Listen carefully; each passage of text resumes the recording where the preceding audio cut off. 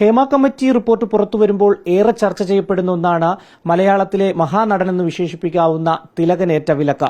ഗണേശൻ, മന്ത്രിയും സിനിമാ താരവുമായിട്ടുള്ള ഗണേശൻ അടക്കം അത്തരം ഒരു വിലക്ക് തിലകനുണ്ടായിരുന്നില്ല എന്ന് പറയുമ്പോഴും തിലകന് വിലക്കേറ്റിരുന്നു എന്നുള്ളത് എല്ലാവർക്കും അറിയാവുന്ന ഒരു കാര്യമാണ്. അത്തരത്തിൽ വിലക്ക് ഏർപ്പെടുത്തിയിരുന്ന ഒരു കാലത്തൊരു നാടക കളരി ഉണ്ടാക്കി അദ്ദേഹത്തെ ചേർത്ത് പിടിച്ച അമ്പലപ്പുഴയിലെ ഒരു കൂട്ടം സുഹൃത്തുക്കളുണ്ട്. അതിൽ ഏറ്റവും പ്രധാനപ്പെട്ട ഒരാളാണ് CPIയുടെ നേതാവ് കൂടിയായിരുന്ന C. രാധാകൃഷ്ണൻ. അദ്ദേഹം ഇപ്പോൾ നമ്മളോടൊപ്പം ചേരുകയാണ്. രാധാകൃഷ്ണൻ ചേട്ടാ, നമുക്കറിയാം മലയാളത്തിന്റെ മഹാനടൻ എന്ന് തന്നെ നമുക്ക് തിലകനെ വിശേഷിപ്പിക്കാം. ഇപ്പോൾ ഈ ഹേമ കമ്മിറ്റി റിപ്പോർട്ട് വരുമ്പോൾ തിലകൻ ചേട്ടൻ പറഞ്ഞ, അല്ലെങ്കിൽ തിലകൻ സാർ പറഞ്ഞ കാര്യങ്ങളെല്ലാം ശരിവെക്കുന്നു എന്നല്ലേ നമുക്ക് കാണേണ്ടത്? 100%. അദ്ദേഹം പറഞ്ഞു ഈ അമ്മ സംഘടനയിലും ഫെപ്ക സംഘടനയിലും ഒരു മാഫിയ സംഘം പ്രവർത്തിക്കുന്നു. അത് പറഞ്ഞതിനാണ് അദ്ദേഹത്തെ പുറത്താക്കിയത്. അത് പിൻവലിച്ച് മാപ്പ് പറയണം എന്ന് പറഞ്ഞു. അദ്ദേഹം പറഞ്ഞു പറയില്ല. ഇപ്പോഴും ഞാൻ വിശ്വസിക്കുന്നു, അടിവരയിട്ട് പറയുന്നു, മാഫിയ ഉണ്ട് ഉണ്ട് ഉണ്ട് അങ്ങനെ പരസ്യമായി പറഞ്ഞില്ല. അത് അന്ന് അദ്ദേഹത്തെ കല്ലെറിഞ്ഞവർ ഇന്നെന്തോ പറയാനുണ്ട് അവർക്ക്. ഇന്ന് ഒരു ജുഡീഷ്യൽ ആയിട്ടുള്ള ഒരു ജഡ്ജാണ് പറയുന്നത് ഒരു മാഫിയ ഉണ്ട്.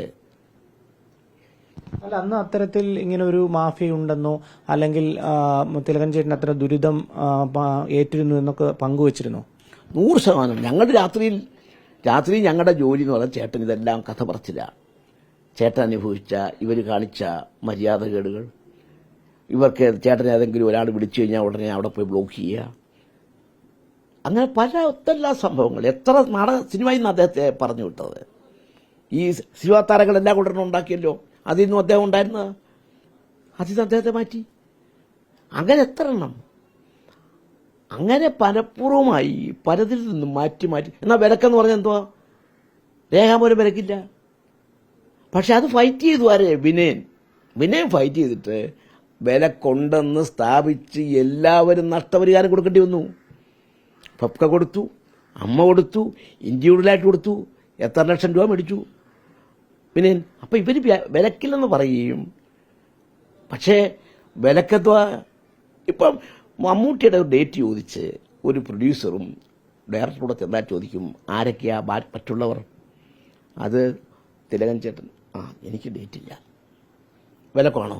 വിലക്കല്ല, അദ്ദേഹത്തിന് ഡേറ്റില്ല. പക്ഷെ മമ്മൂട്ടിയെ കൊണ്ട് എടുക്കണമെന്ന് ഈ പ്രൊഡ്യൂസർക്കും ഡയറക്ടർക്കും നിർബന്ധമുണ്ട്. അപ്പം പിന്നെന്താ മാർഗം? ചേട്ടനെ ഒഴിവാക്കുക.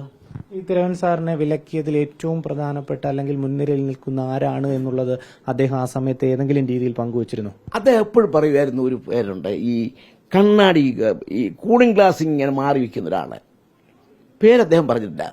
കൂളിംഗ് ഗ്ലാസ് പക്ഷെ എല്ലാവർക്കും അറിയാം ആരായി കൂളിംഗ് ഗ്ലാസ് മാറ്റി വയ്ക്കുന്ന ആളെന്ന്. മമ്മൂട്ടിയാണോ? അല്ല, അതാണെന്ന് എല്ലാവർക്കും അറിയാമല്ലോ. അദ്ദേഹം എപ്പോഴും പറയും ഈ കൂളിംഗ് ഗ്ലാസ് ഇങ്ങനെ മാറ്റി വയ്ക്കുന്ന, കൂളിംഗ് ഗ്ലാസ് മാറ്റി വയ്ക്കുന്ന അദ്ദേഹം ഒരു സ്ഥിരം പ്രയോഗമായിരുന്നു.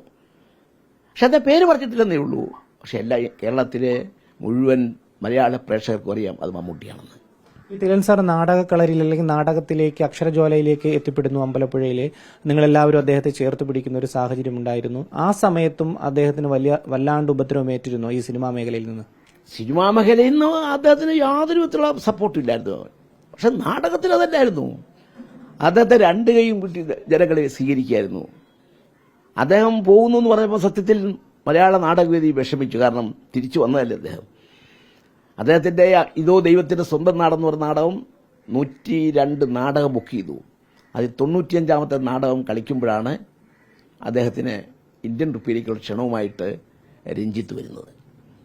അപ്പം അദ്ദേഹം പറഞ്ഞു, രഞ്ജിത്തിനോട് പറഞ്ഞു, മിസ്റ്റർ രഞ്ജിത്ത്, ഞാനിപ്പോൾ ഒരു നാടകത്തിൽ അഭിനയിക്കുകയാണ്. അത് തന്നല്ല, ഇത്രയും ലക്ഷങ്ങൾ മുടക്കിയതാണ്, അതെനിക്ക് ഇട്ടിട്ട് വരാനൊക്കത്തില്ല.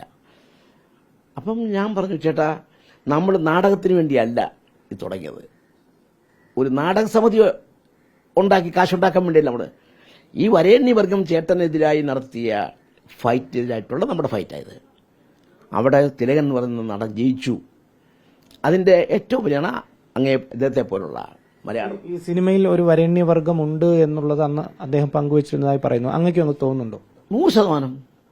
അതാണല്ലോ സംഭവിച്ച മുഴുവനും. ആ വരേണ്യവർഗം ഇവരുടെ ഒരു പ്രമാണിമാരുടെ ഒരു ഗ്രൂപ്പ്. മമ്മൂട്ടിക്കൊപ്പം മറ്റാരൊക്കെയാണ് അദ്ദേഹത്തെ ഉപദ്രവിച്ചതായി അങ്ങേക്ക് തോന്നുന്നത്? ഈ മമ്മൂട്ടി അതുപോലെ 1-2 പേര്. പക്ഷേ ഈ ബാക്കിയുള്ള എല്ലാം ഈ ഇങ്ങേറ്റത്തുകാരെ അതുകൊണ്ട് ഉപജീവനം നടത്തുന്ന ഇടവേള ബാബു അതുപോലുള്ള കുറച്ചെണ്ണം ഉണ്ടല്ലോ. അവർക്കൊന്നും ഒരു റോളും ഇല്ല. അവർക്ക് ഈ ഈ കെയർ ഓഫിൽ ഒരു പടം കിട്ടണം, തല കാണിക്കണം, എന്തെങ്കിലും വില ചെലവടക്കണം, ഇങ്ങനെ കുറച്ചെണ്ണം ഉണ്ടായിരുന്നു ഉപജാപ സംഘങ്ങൾ. ആ ഉപജാപ സംഘങ്ങളാണ്, അല്ലാതെ പ്രധാനപ്പെട്ടവരൊന്നും അല്ലാവരൊന്നും. പിന്നെ ഉണ്ണികൃഷ്ണൻ എന്ന് പറയുന്ന ഒരു ഫിഫ്കയുടെ നേതാവ്, അദ്ദേഹമാണ് ഇതിൻ്റെ എല്ലാം ഒരു വലിയ സൂത്രധാരകൻ. അദ്ദേഹം ഏതാണ്ട് തിലകൻ ചേട്ടനെ ഏതാണ്ട് കൊല്ലാൻ നടക്കുന്ന പോലായിരുന്നു അദ്ദേഹത്തിൻ്റെ ഇടപെടലെല്ലാം. പക്ഷേ അവരുടെയൊക്കെ മുമ്പിൽ തിലകൻ ചേട്ടൻ ഒരു അണു താഴ്ന്നു കൊടുക്കാൻ തയ്യാറില്ലായിരുന്നു. ഫൈറ്റ് ചെയ്ത് നിന്നു. അവസാന നിമിഷം വരെ, മരണം വരെ. അതാണ് അദ്ദേഹത്തിൻ്റെ ഒരു ഇതെന്ന്. അദ്ദേഹത്തിൻ്റെ മുമ്പിൽ ഇവരൊക്കെ തോറ്റതല്ലാതെ, അല്ലെങ്കിൽ അദ്ദേഹത്തിൻ്റെ മുമ്പിൽ വന്ന് ഇങ്ങനെ വന്ന് ചെയ്യത്തില്ലല്ലോ. അല്ലെങ്കിൽ ഞങ്ങൾ ഈ മലയാള ഇൻഡസ്ട്രീസിൽ കാല് കുത്തിക്കത്തില്ല എന്ന് പറഞ്ഞ തിലകനെ അദ്ദേഹത്തിൻ്റെ മുമ്പിൽ വന്ന് ഇന്ത്യൻ റുപ്പിയിലേക്ക് വരണം, എല്ലാം ഞങ്ങൾ മാറ്റിച്ചിട്ടുണ്ട്, അങ്ങനെ പറഞ്ഞു കൊണ്ടുപോയി ചെയ്തു. അതിനുശേഷമോ മമ്മൂട്ടിയുടെ മകനെ വെച്ച് സിനിമ എടുക്കാനായിട്ട് ആളിനെ വിട്ടിരിക്കുന്നു.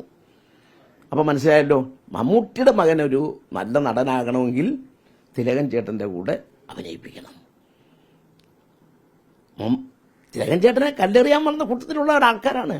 പക്ഷെ ചേട്ടൻ അതിൻ്റെ യാതൊരു എന്തൊന്നുമില്ലായിരുന്നു. ചേട്ടൻ പറഞ്ഞു, എനിക്ക് മമ്മൂട്ടിയുടെ മോനാണോ എന്നുള്ള പ്രശ്നമല്ല, എൻ്റെ കൂടെ അഭിനയിക്കുന്ന ആള് എൻ്റെ ആ ക്യാരക്ടറുമായിട്ട് ഞാൻ യോജിച്ചു പോകും. ഇപ്പൊ ഗണേശനടക്കം പറയുന്നത് അത്തരം ഒരു വിലക്ക് ഏർപ്പെടുത്തിയില്ല എന്നുള്ളതാണ്. ഈ മന്ത്രി ആയിട്ടുള്ള ഗണേശൻ എന്ന ഏതെങ്കിലും രീതിയിൽ പങ്കുണ്ടായിരുന്നു? പൂർണ്ണമായ സത്യമാണ്, പൂർണ്ണമായിട്ട്. ഇതിനെ ഞങ്ങൾ പത്തനാപുരത്തൊരു മീറ്റിങ്ങിന് പോയപ്പം എന്തായിരുന്നു അവിടെ നടത്തിയ കോലാഹലങ്ങൾ. അദ്ദേഹത്തിൻ്റെ പാർട്ടിക്കാർ അദ്ദേഹത്തെ കൂവിളിച്ചു. അന്നവിടെ വലിയ സംഘർഷം ഉണ്ടായി, പോലീസ് ഉണ്ടായിരുന്നു. അതെന്തിനാ പിന്നെ ഈ ഒരാൾ പ്രസംഗിക്കാൻ പറ്റുന്ന തടയാൻ പറ്റുന്നതിനാ? അങ്ങനെ ഗണേശൻ പറയുന്ന അങ്ങനെ ഒരു വിലക്ക് അദ്ദേഹത്തിന് ഉണ്ടായിരുന്നില്ല എന്നുള്ളതാണ്. അല്ല, വിലക്ക് ഞാൻ പറഞ്ഞില്ല. വിലക്കെന്ന് പറഞ്ഞാൽ വാക്കാൽ വിലക്കല്ലല്ലോ, വേണ്ടെന്ന് പറഞ്ഞു. ഇപ്പം മമ്മൂട്ടി വെച്ച് ഞാനൊരു പടം എടുക്കാൻ തീരുമാനിച്ചാൽ എൻ്റെ മമ്മൂട്ടി വന്ന് ചോദിക്കുക, സർ അങ്ങ് എനിക്കൊരു ഡേറ്റ് തരണം. ആദ്യത്തെ ചോദ്യം, ആരൊക്കെയാ കൂടെ ഉള്ളത്? അപ്പോൾ ഞാൻ പറയും ഇങ്ങനെ തിലകൻ, തീർന്നു, എനിക്ക് ഡേറ്റില്ല. അതാ വിലക്ക്. എന്തായാലും സിനിമാ മേഖലയിൽ നിന്ന് വിലക്ക് ഏർപ്പെട്ടപ്പോൾ മാറി നാടക മേഖലയിലേക്ക് തിലകൻ ചേട്ടൻ വരുന്നു. ആ സമയത്ത് ഒപ്പമുണ്ടായിരുന്ന ആളാണ് അമ്പലപ്പുഴ അക്ഷരജ്വാല നാടക സമിതിയുമായി ഒരുമിച്ച് മുന്നേറിയ ഒരാൾ കൂടിയാണ് സി രാധാകൃഷ്ണൻ ചേട്ടൻ. അദ്ദേഹം അല്ലെങ്കിൽ തിലകൻ ചേട്ടൻ വളരെ ദുരിതപൂർണമായിട്ടുള്ള ജീവിതമാണ് അന്ന് നയിച്ചത്. മമ്മൂട്ടി, അതുപോലെ തന്നെ ഇപ്പോൾ മന്ത്രിയായിട്ടുള്ള സിനിമാ നടൻ കൂടിയായിട്ടുള്ള ഗണേശൻ അടക്കം വലിയ രീതിയിൽ അദ്ദേഹത്തെ ദ്രോഹിച്ചു എന്നതടക്കമാണ് അദ്ദേഹം പങ്കുവയ്ക്കുന്നത്. വീഡിയോ ജേർണലിസ്റ്റ് സജിത്തിനൊപ്പം റിപ്പോർട്ടർ ഇനു ശ്രീധർ, ഇൻ റിപ്പോർട്ടർ, ആലപ്പുഴ.